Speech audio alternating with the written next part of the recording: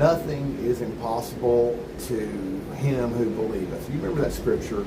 Jesus is actually the one that said that. And if we could, as humans, just get into that just a little bit and understand exactly what that life is like, it changes everything. It certainly has changed everything for me. You know, a few years ago, and I'm not going to go into all the details because I want to keep these videos short, but a few years ago, I was at rock bottom in every area of my life. Relationships, finances, work, everything. And when I say rock bottom, I mean rock bottom. And the one thing that started my movement out of that was actually that verse of scripture. And then in Mark 11, 22, 23, obviously, where Jesus was talking about speaking to your mountain and all that stuff. And so it began a process in me. It launched something in me that I want to help you with. And so what I'm going to do, I'm going to give you the 7 things that I do every single day that has actually given me a wonderful life, pulled me out of that hole. You know, it was a lot more than just working hard, because a lot of you are working hard.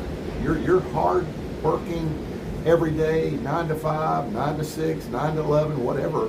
You're doing whatever it takes. You've got your side jobs, you've got all this stuff, and you're still not where you should be. And so it started with a mindset. It started with me making some changes. And so that's what we're going to do on these videos. We're going to talk to you about changes. Now, I'm going to give you this information for free. I got it freely. I'm going to give it to you. When we start the process of talking about how to do some of these things, that might be a different story. But initially, I just kind of want to wet your whistle and let you know what I've done to really get to a place to where I'm enjoying life, enjoying relationships, enjoying complete restoration of my family and finances and everything else. So we're going to do that. All right, so there's 7 things I want to give you. And this video, I'm going to give you the first one. The first thing out of 7 things that you've got to do is you've got to change your thinking. And I know, man, I know. I'm like, okay, Doug, we've heard that. Hold on a second. There's more than just one, but this is where we start. We've got to understand that our thought life does start to shape and control our destiny. We've got to get a hold of what we're thinking. And the first thing that you've got to do, and you've got to understand this, is this. Listen, you've got to guard what you listen to. You've got to guard what you see. You've got to guard what you think, because thinking is the beginning process to a changed life. Your thoughts will end up being your destiny. You may not believe that, but it is. You take the people that you hang out with, you take the videos that you scroll through, you take the news stations that you decide to watch. All these decisions form your thinking.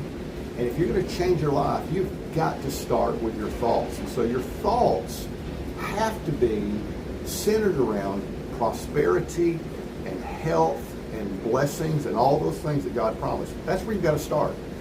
And I can hear somebody already. I can hear it because I've heard people tell me this to my face.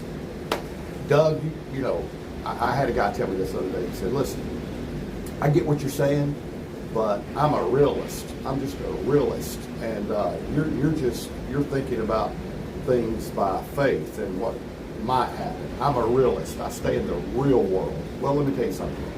Jesus came into this real world and changed things by what he thought about. So listen, you can do the same thing. You can change your world by beginning to change what you think about. I know it's not easy. In fact, it a lot of times can be difficult, but I've lived it. I know what it's like to get up in the morning and look at your bills and then look at your pay, and your bills are here and your pay is here. I know what that's like, and it's kind of stressful. I know what it's like to have broken relationships and have children that won't speak to you. I know what those things are like. And in the face of that, decide to get up and start thinking that my family is blessed, my children are blessed, we have a great relationship, finances are coming in, and start thinking those kinds of thoughts. That is the first process. And you will have to make yourself do it. It is not easy. And any preacher or teacher or motivator or anybody that tells you it's easy to do and acts like it's easy to do, they're wrong. It's not. It's very difficult to make yourself think things that are opposite of what you're experiencing. But we have to do that. We have to start with our thoughts. And so what I want you to do is take what I told you, begin the process, get in Scripture, start reading some things in the book of John, start reading some things about the way Jesus operated. Find you some good motivational books. There's thousands of them out there. Read some good John Maxwell books. Read some Andy Andrews books. Read those things and get some of this stuff in your mind thinking in the right way. Read some law of attraction books. I mean, Wayne Dyer, different people that have written some really, really good books and have really, really good information about our thought life. It will start a change in you, I promise you, immediately. You start with your thoughts. You start with your thinking. You start with what you're thinking about. Not just focus on trying to stop thinking those things. And this is very important. I'll close with this. It's not about stopping what you're thinking. That's part of it. It's about changing your thoughts to something positive. You've got to see your future with good things in it.